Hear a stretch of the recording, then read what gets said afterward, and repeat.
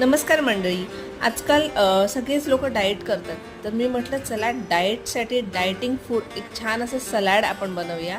त्यासाठी काकडी, गाजर, कांदा, बीट असं मी छान लांब लांब असं कापून घेतलेलं आहे.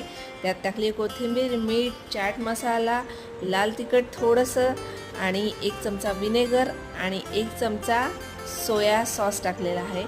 खूप छान लागतं, हेल्दी आहे, खूप चविष्ट आहे आणि डायटिंगसाठी स्पेशली खूप खास आहे. विनेगर टाकल्यामुळे खूप छान टेस्ट येते. थोडंसं लिंबू पण टाकू शकता. मस्त असं छान आपलं डाएटचं सलाड रेडी आहे. मी इथे थोडंसं दही पण टाकलं आहे. तुम्हाला हवं असेल तर तुम्ही दही स्किप करू शकता, नको असेल तर दही टाकल्यामुळे खूप अजून टेस्ट छान येते.